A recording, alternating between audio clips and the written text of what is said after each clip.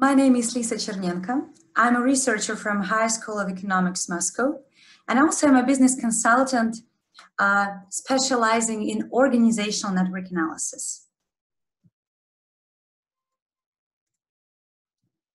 I'm going to share with you the results of my research on network determinants of conflict in business organization. And especially, I would like to pay special attention to the role of local brokers and answer the question, or at least pose a question: are local brokers conflict proof?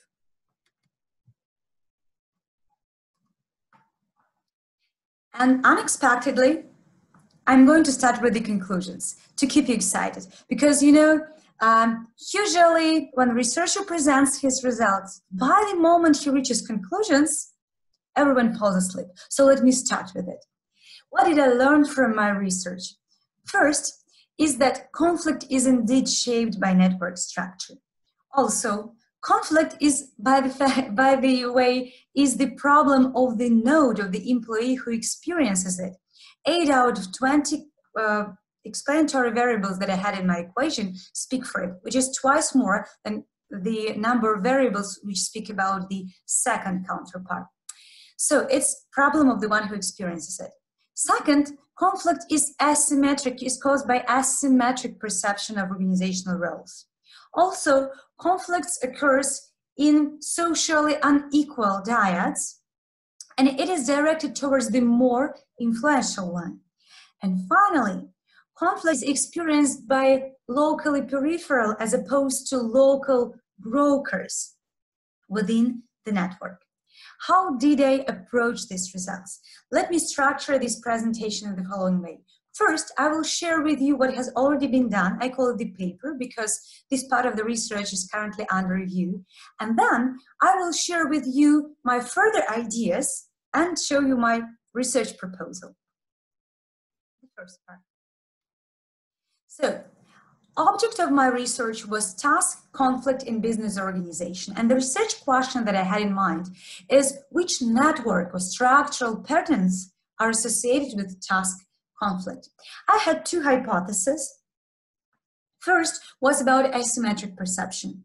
I wanted to test whether asymmetric perception of subordination roles, like I think I'm your boss, but you don't think so, or asymmetric perception of priority of our contact, like for me that's super important, but you merely remember of me, does contribute to conflict. So in two ways, through subordination roles and through priority of contact. Second, I wanted to check whether overwhelmed employees are more prone to conflict in two ways. First, whether the number of direct or indirect bosses contributes to the chance of experiencing conflict from both sides, and also whether the excessive number of interactions can lead to being overwhelmed and thus experiencing conflict. Those were my hypotheses. Here is the description of my data set. It was collected via online questionnaire, which was filled by employees of one industrial business organization operating in 3 countries, Belarus, Poland, and Russia.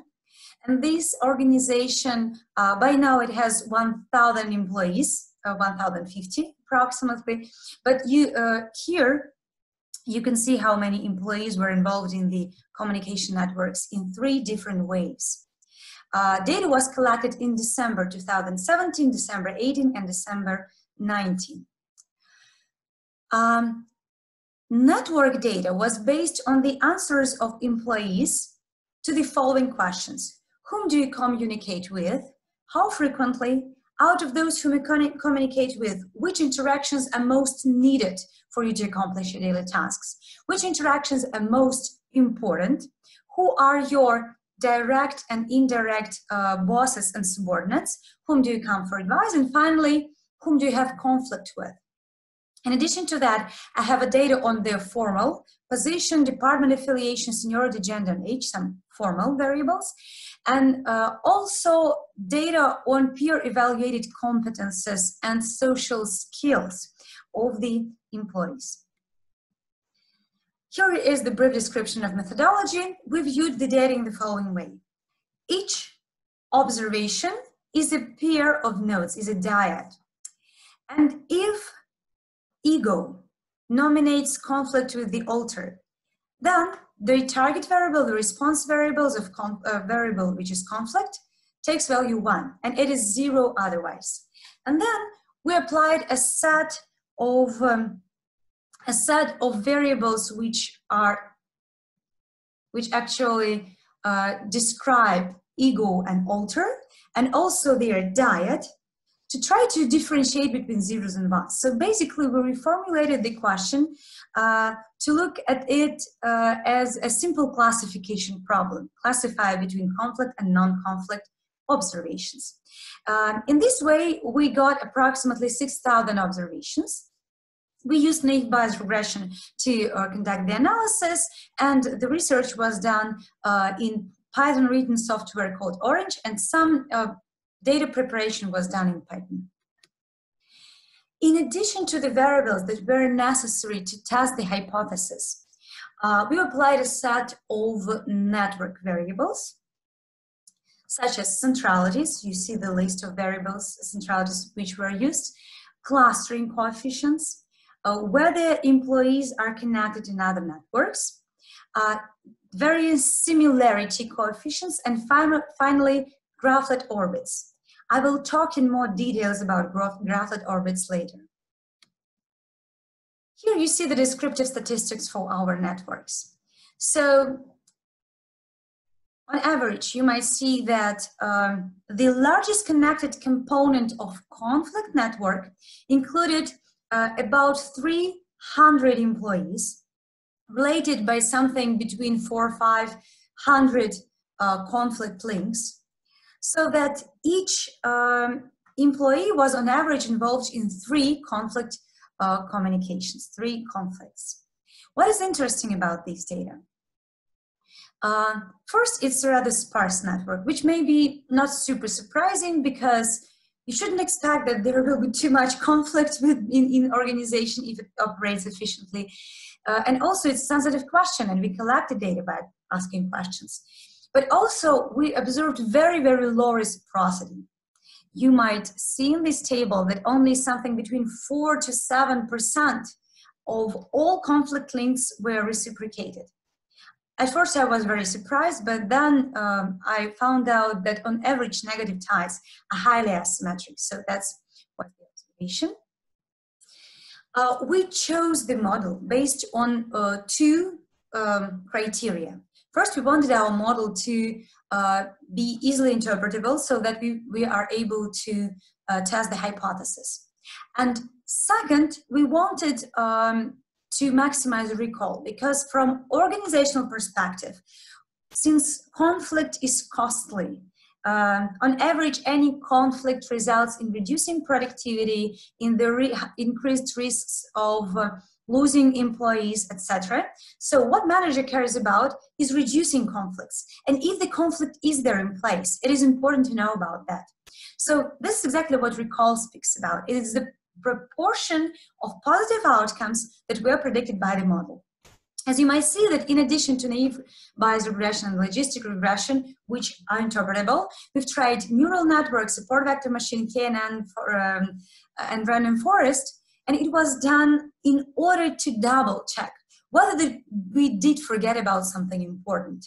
Like, for example, if we observed that neural network shows much higher performance statistics, that might mean that we forgot about some important explanatory variable, or not a real explanatory variable, but maybe some interaction between explanatory variables, which is very powerful and important for outcome, but we didn't try it in our model.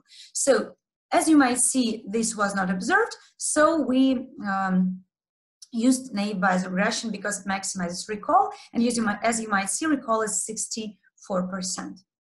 And here are the results.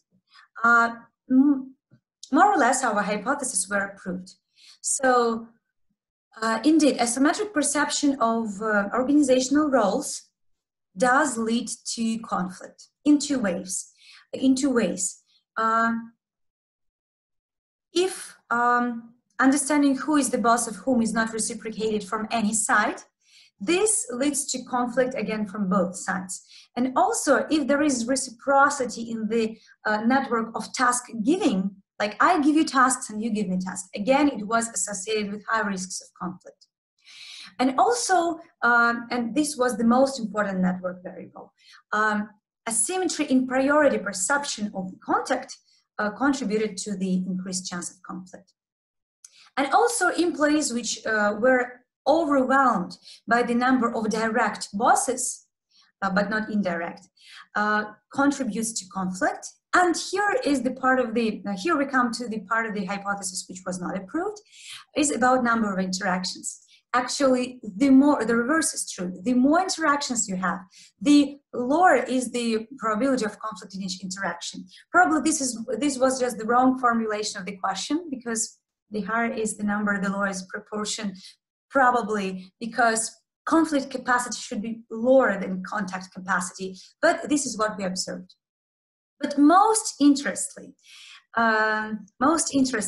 is the empirical facts that we were able to collect during our research. So what you see here is graphlets. Graphlets is small induced subgraphs, like building blocks of each our big network consists of, in which we are involved. And within those graphlets, you might see that there are 9 graphlets of size from 2 to 4. In these graphlets, we might take unique positions, and these are numbered here. You might see that there are 14 unique positions within graphlets of size up to 4, and they are called orbits.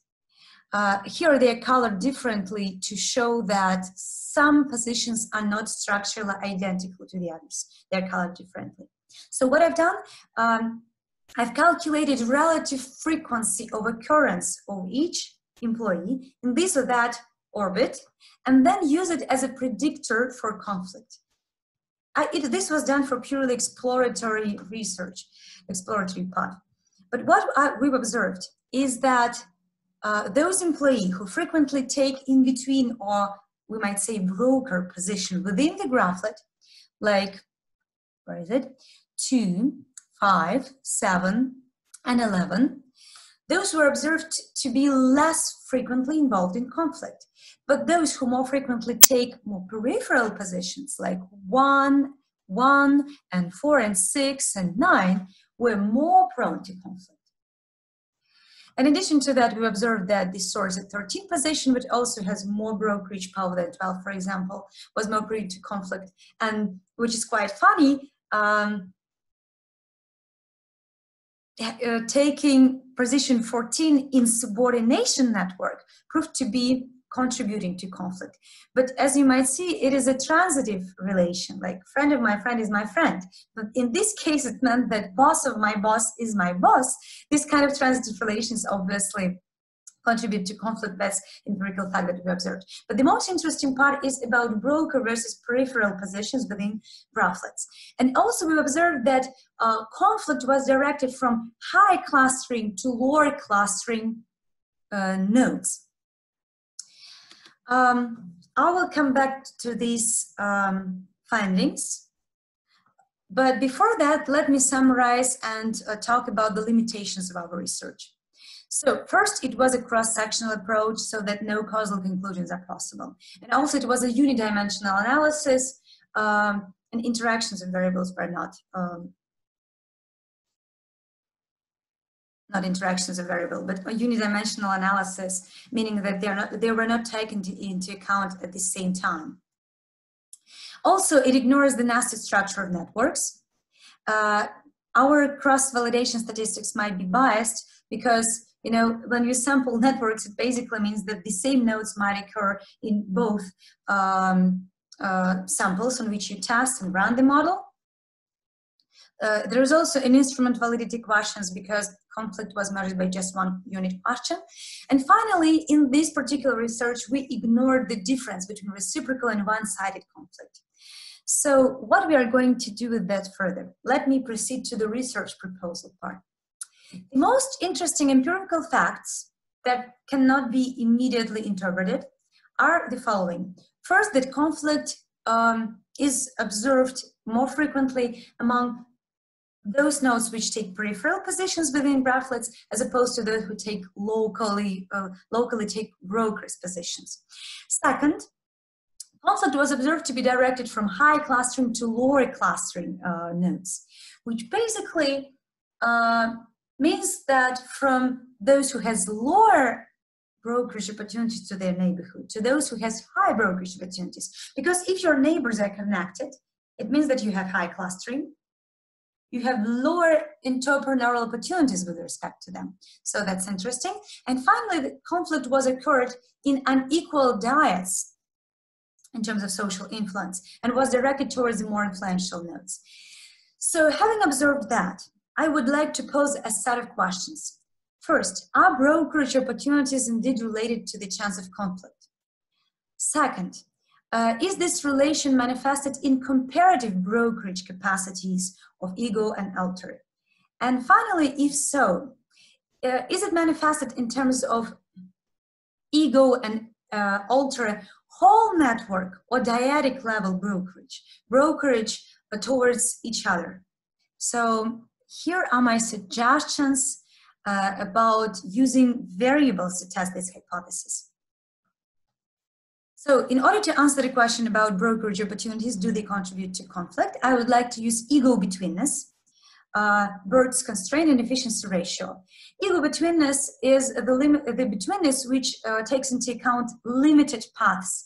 According to the three degrees of influence rule, which was described by Christakis, actually our influence and information flow generally in social networks do not go further than 3 degrees. So it makes sense to actually shorten it. We used regular betweenness centrality in our previous analysis, but it didn't prove to be significant.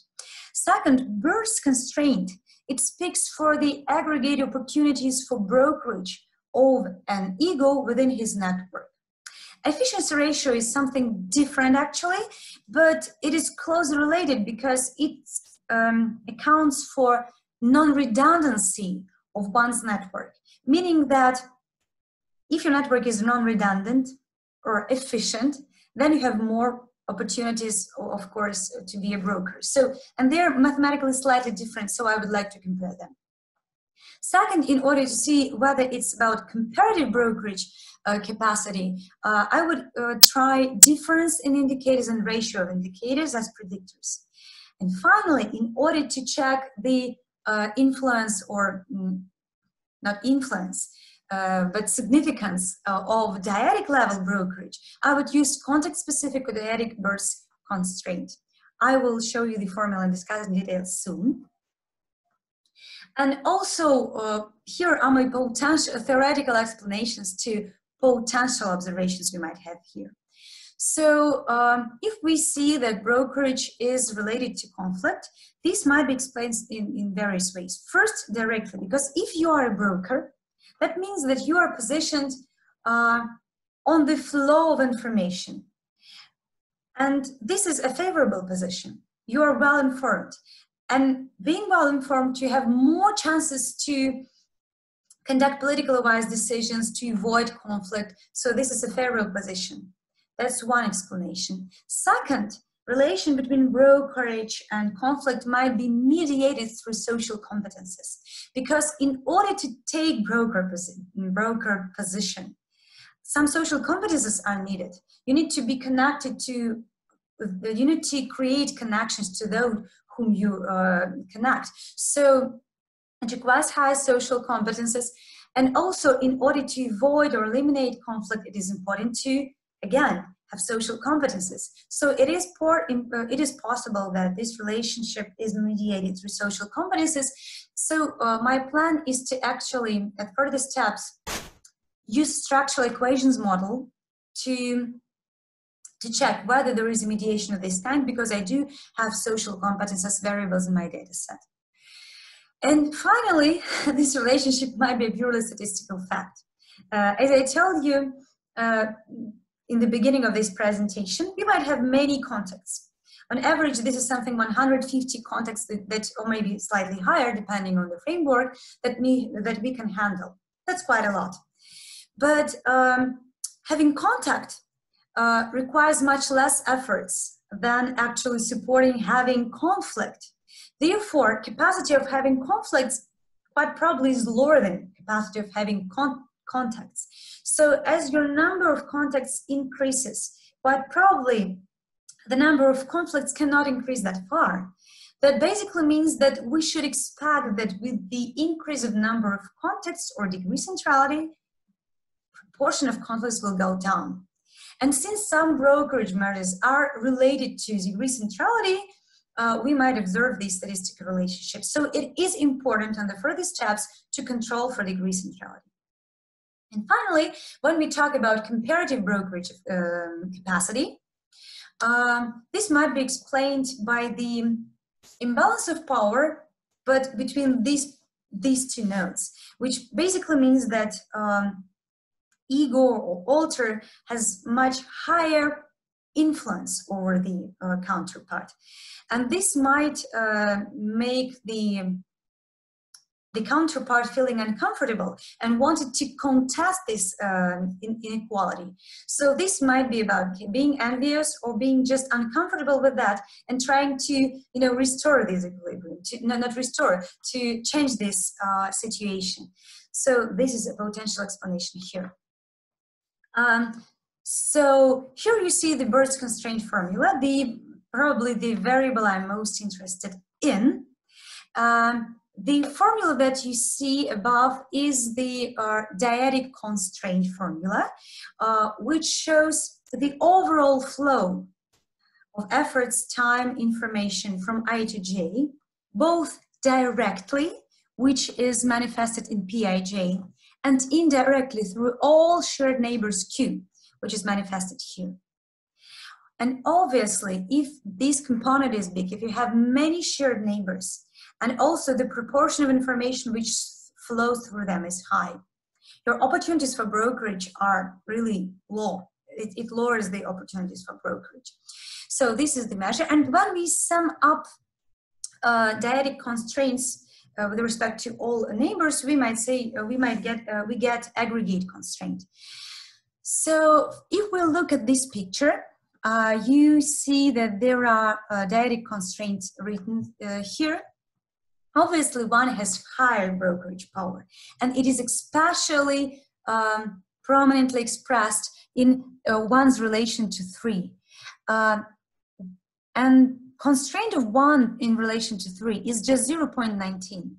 But 3 is completely isolated, except for having 1. So 1 is a complete broker, is the only window for 3 to this network. That's why this node has maximum constraint in his relationship with 1. So that's how it works. If there is imbalance of power of brokerage, it will be reflected in dyadic constraint.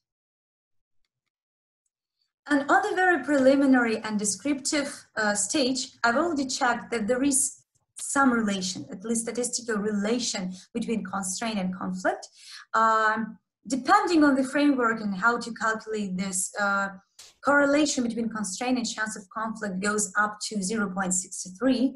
And also, if we look at the average constraint of source, as opposed to average constraint of non-source, constraint of source tends to be on average higher